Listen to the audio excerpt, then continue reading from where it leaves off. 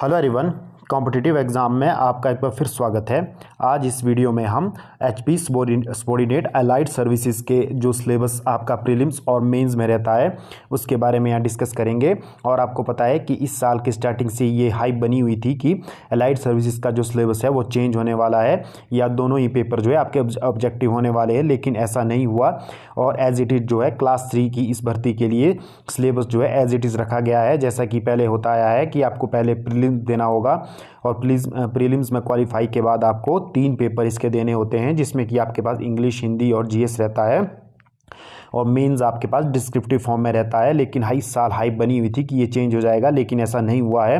तो आप देख सकते हैं कि यहाँ इन्होंने बताया है कि 200 मार्क्स का आपका प्रीलिम्स रहने वाला है, जिसमें कि मेंस के लिए लगभग 20 टाइम कैंडिडेट को जो है सिलेक्ट किया जाएगा, यानी कि एक पोस्ट के लिए 20 कैंडिडेट को शॉर्टलिस्ट किया जाएगा। तो इस साल लगभग आपको 1300 से ज़्यादा कैंडिडेट जो है मेन एग्जामिनेशन में बैठते हुए दिख जाएंगे।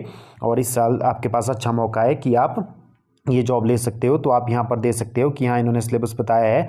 मेन जो एग्जामिनेशन है आपके पास 3 फेज़ में रहेगा, जिसमें कि आपके पास ये 2 दिन में आपके ये मेंस एग्जामिनेशन होते हैं। जैसे कि आप देख सकते हैं कि इंग्लिश जो आपके पास कन्वेंशनल है उसमें 150 मार्क्स का, और हिंदी जो है आपके पास कन्वेंशनल जो कि 150 मार्क्स की, और जनरल नॉलेज आपके पास 200 मार्क्स का रहता है। तो ये आपका जो है मेन जो एग्जामिनेशन है उसका सिलेबस रहता है। और इस बार आपको पता है कि क्लास 3 की भर्ती के लिए अब कोई भी इंटरव्यू नहीं है, डायरेक्टली आपको आपके मेंस के स्कोर के बेस पे ही सेलेक्ट कर लिया जाएगा।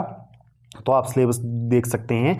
सिलेबस फॉर जो स्क्रीनिंग टेस्ट है वो क्या रहने वाला है, यानी कि आपके पास 3 आवर्स का आपका जो है एग्ज़ाम रहने वाला है, 200 मार्क्स का। आप देख सकते हैं ऑब्जेक्टिव टाइप जो प्रीलिम्स हैं, जिसमें कि आपके पास जो फर्स्ट बताया गया है कि history, geography and social economic development of Himachal Pradesh, यानी कि हिमाचल प्रदेश की आपको हिस्ट्री, जियोग्राफी और सोशल इकोनॉमिक, यानी कि ये 60 मार्क्स का आएगा। तो आपको एचपीजी के लगभग पूरा तैयार करना है।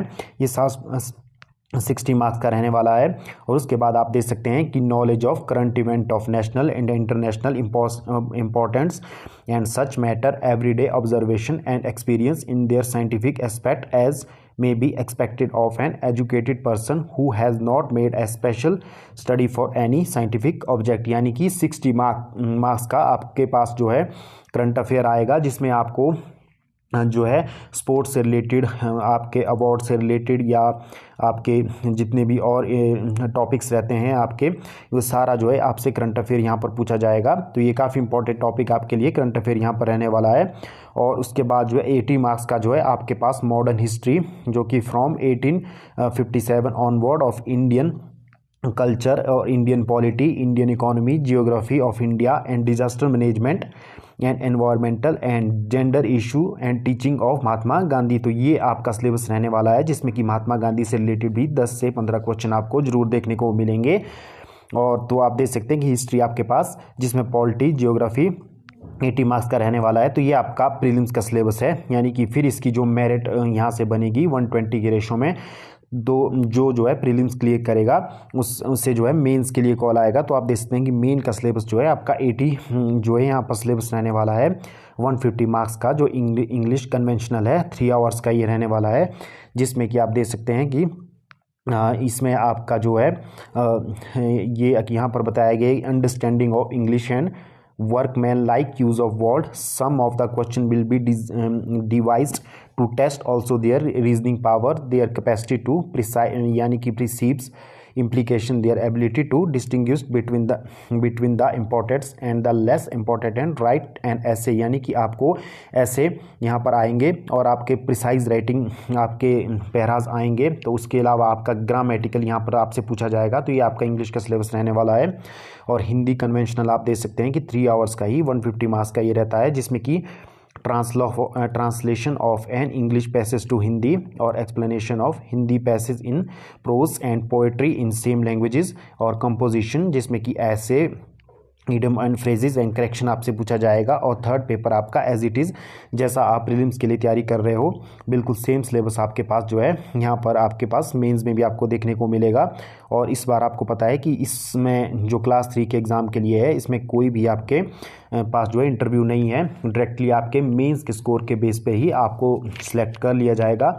यानी कि आपके पास क्वालिफाइंग जो आपके पास मार्क्स होने चाहिए वो आपको 35% मार्क्स जो है मेंस एग्जामिनेशन में लेने होंगे और ओवरऑल आपको सब्जेक्ट वाइज आपको 35% मार्क्स लेने होंगे और ओवरऑल जो है आपको 40% तीनों पेपरों में ये मार्क्स लेने होंगे, तभी आपकी जो शीट होगी आगे इवेलुएट की जाएगी सिलेक्शन के लिए। तो ये आपका क्राइटेरिया जो है अलाइड सर्विसेज में रहने वाला है। तो आपको पता है कि अलाइड सर्विसेज की डेट जो है अब अनाउंस हो चुकी है, सितंबर मंथ में आपका एग्ज़ाम होगा। तब आपके पास अभी 2 या 2.5 मंथ बचे हैं, तो आप अपनी तैयारी जो है अच्छे से कर सकते हो। तो आज की वीडियो में बस इतना ही। आज की वीडियो आपको अच्छी लगी हो तो आप इस वीडियो को ज़रूर लाइक कर सकते हो, शेयर कर सकते हो। इसी प्रकार के फ्यूचर अपडेट के लिए आप हमारे चैनल कॉम्पिटिटिव एग्ज़ाम से जुड़े रह सकते हो। धन्यवाद।